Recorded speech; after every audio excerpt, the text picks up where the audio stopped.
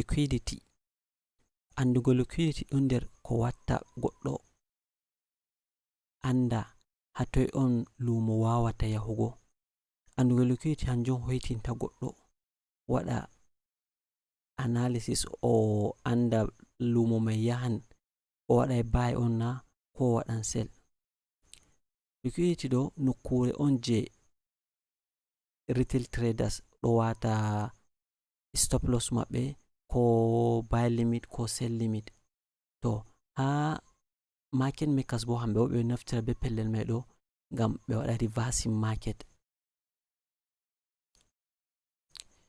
Liquidity ɗon bana ba kuran karfe on ko en viya magnet je ɗo dasa price yaha ha totton. To a andi ha liquidity woni hanjum hoytinta ma nde wetin Allah pat na soto a wari a sakli aɗo numa a waɗan buy na ko a waɗan sell na. To a andi ha price is likely to go, to a ɗo andi liquidity ɗo hanjum hoytinta ma hande to a wari lumo a viya to a lara liquidity price of a ɗo yaha waɗa grabbing liquidity ɗo, yaha hosa liquidity ɗo na ko a'a yaha nasa liquidity ɗo. To hanjum watta to a andi ha liquidity woni a ɗaɓɓitan buy hande for example. To a andi ha liquidity woni a wara hande ha lumo a ɗaɓɓitan sell. Liquidity bo guda ɗiɗi on en mari. En ɗo mari external liquidity, ha nder mai on wodi sell side and buy side liquidity. Nden en ɗo mari internal liquidity. Internal liquidity bo hanjum on fair value gaps tan on. Jotta to en hosi external liquidity ɗo en vi hanjum ɗo waɗa dealing be buy side be sell side liquidity. To hanjum ɗo bo ɗo naftira be obvious high je ɗo wangi ha market ko kuma obvious low. To ɓe vi obvious high ko obvious low hanjum high je to a lari na soti ɓe vi ma ɗo high on ba, high mai a laran ɗo wangi ha pellel. Jotta to a lara haɗo hanjum on example je external liquidity. En vi external liquidity en ɗo mari sell side be buy side liquidity. To ko en nufata be buy side liquidity for example bami vi mon obvious high je ɗo wangi ha lumo very obvious. To vi obvious hunde je ɗo wangi je to a lari be horema na soti ɓe yeccima ba. Jotta to on laran high ɗo be high ɗo be high ji ɗo gaba ɗaya ɗi o wangi yayi na soti goɗɗo ɗaɓɓiti ba. To je a larata be ha gite ma ɗo wangi ha pellel hanjum ɓe viyata buy side liquidity, high je ɗo wangi. Jotta en hoddira daga haɗɗo waɗugo ni ɗo wala. To price ɗo ba haɗɗo for example to ɗo va'ita ni an be hore to a lari high ɗo a viya to haɗɗo wodi liquidity fa, ɗon probability ɗon tammunde price waran haɗɗo direct. To a lari to daga price ɗo haɗɗo ɗo a fuɗɗan ɗaɓɓutugo buy on ha wara ɗo. To wari waɗi grabbing liquidity ɗo an sai a fuɗɗa ɗaɓɓutugo sell opportunity. To tunda jotta ɓe wari ɓe hosi liquidity ɗo kam ɗon tammunde lumo mai meta welta ya ɗaɓɓita external liquidity fere ko kuma internal liquidity. Jotta on lari high ɗo example on lari high ɗo hanjum wiyata buy side liquidity, high je ɗo wangi. On lari price wari waɗi grabbing majum hosi high ɗo complete sai meti wailiti fahin ɗo dilla less fahin. To price wailiti ɗo dilla fahin ɗume a metata larugo a laran obvious low. To vi obvious low hanjum on low je ɗo wangi, low je ɗo wangi na soti ɓe vi wane nda low ɗo a ɗaɓɓiti a nyukki ba, low je ɗo wangi hanjum ɓe viyata sell side liquidity. To low mai fere ɗo wara gotel fere bo ɗo wara wodi ko viyata equal lows ko kuma equal highs. To high je ɗo ɓattindiri dayindirai be high ɗo, jotta to wodi high fere je woni ha daidai ɗo gaba ɗaya majum ɓe viya ɗum equal highs sorry. To low ɗo bo to wodi low fere je ɗo ɓatti ha kombi majum a naftira be low je les ɗo a viya equal lows hanjum ɓe viyata sell side liquidity. Jotta a lari example fere haɗo jotta nda high haɗo a lari buy side liquidity nda ɗum ha dow ɗo. To sai ha les bo low ji ɗo hanjum wiyata sell side liquidity, high ji ɗo pat ɓe viya ɗum buy side liquidity. Bami vi mon andugo ha liquidity woni ɗo hanjum hoytinta goɗɗo ɗaɓɓutugo buy na ko sell na ha lumo. jotta bammi hokkimo example haɗon laari tunda ɓe arɓe hoosi buy side liquidity to lumo wayliti daga haɗo ɗo jippita les hato hakkilo a wonta a fuɗɗai watugo hakkilo ha loss jiɗo on sell side liquidity ɗo haɗo sell side liquidity ɗo haɗo a laari a dinga ɗaɓɓutugo sell price mai ɗo dilla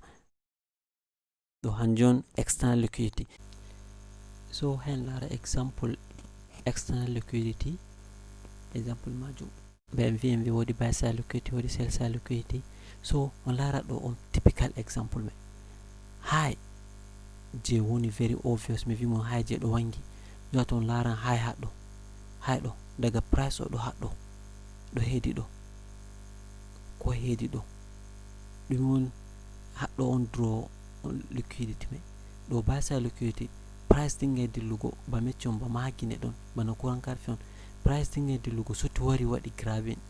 buy side liquidity ɗo to waɗan reversing ma bon laari waɗi reversing haɗo to ton laren sell side liquidity on laara ɗo low ɗo is very obvious ɗo wangi to daga price ɗo haɗo ɗime goɗɗo watta to ɗon liquidity haɗo fa ɗime watta sai dinga ɗaɓɓutugo sell opportunity ha sotti wari haɗo to immediately to wari hoosi sell side liquidity sai to jotta kam ɓe hoosi liquidity haɗo ɗime jotta bon ɗaɓɓita mi fuɗɗai ɗaɓɓutugo buy opportunity on a laari buy laari ha price mai wari waɗi grabbing fayin buy side liquidity ɗo haɗo metti waɗugo reversing fayin ɗo jippita. So nda high ɗo je ɗo wangi haɗo hanjum wiyata buy side liquidity on laari low ɗo sell side liquidity nda low ɗo fayin a laari low ɗo wangi na so tevi ma nda low ba to ɗo haɗo low mai price mai warai waɗi grabbing loss ɗo nda equal loss ɗo ton laran haɗo wodi equal loss totton on price mai hoosi liquidity on laari wodi equal loss haɗo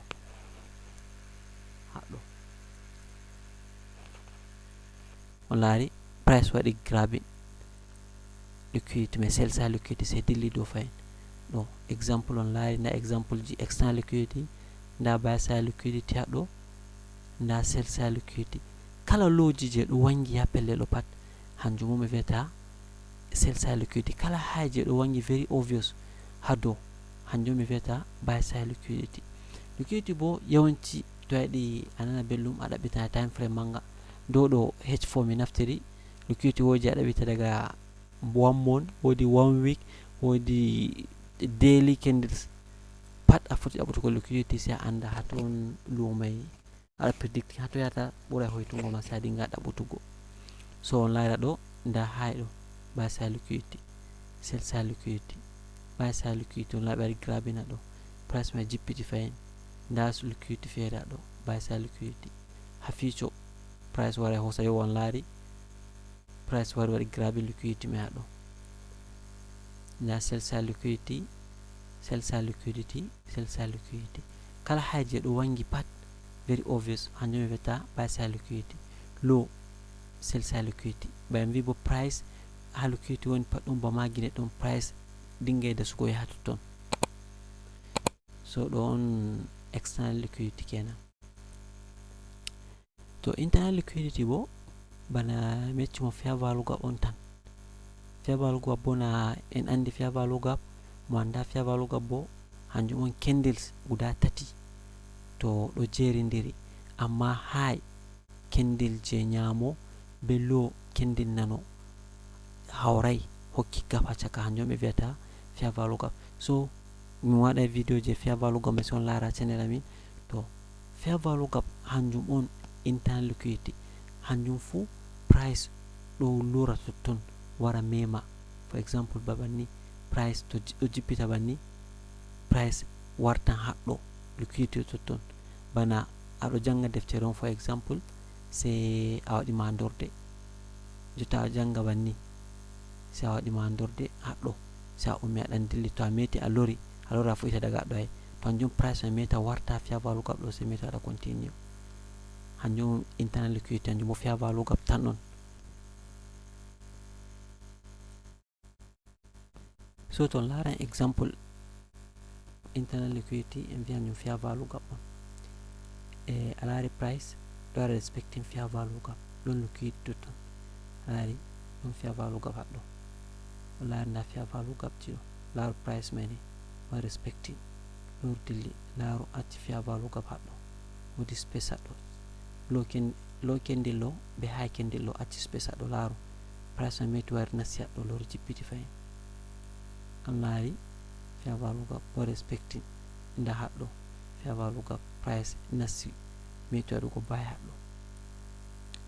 nda example je on laaran ɗo ɗuuɗi a laari to ɗo pat hanjum fu ɗum ma example external liquidity ɗo hanjum ma price ɗo meta lorugo ha pellel acci gap ɗo waɗa respecting majum meta waɗa sell for example haɗɗo on laara ɗo price mai nde wari va'iti haɗɗo acci gap haɗɗo ngam high candle o hami vila ɗo to on laaran high candle o be low candle o acci gap haɗɗo ay price mai sere nder va'iti dilli haɗɗo se meti warti lor nasti gap ɗo meti waɗugo buy kenan ɗon liquidity haɗɗo on laari price mai sere dilli bare to a naftata liquidity yawanci price ɗo hosa external liquidity dilla internal external liquidity dilla internal to on laari ba ɗo to numti external liquidity wodi sell side je haɗɗo ha low ɗo to a laaran a laari haɗɗo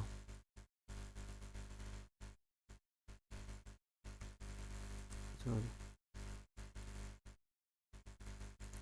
on laari low ɗo wodi sell side liquidity haɗɗo ay to laari price nde wari grabbing liquidity mai va'iti wari hoosi buy side liquidity je fayin wari warti internal fair value gap ɗo lor dilli banni on laari ayi price hoosi buy side liquidity haɗɗo acci hay feere haɗɗo jippiti meti warti fair value gap dilla so banni example mai andugo liquidity ni ɗo nder hunde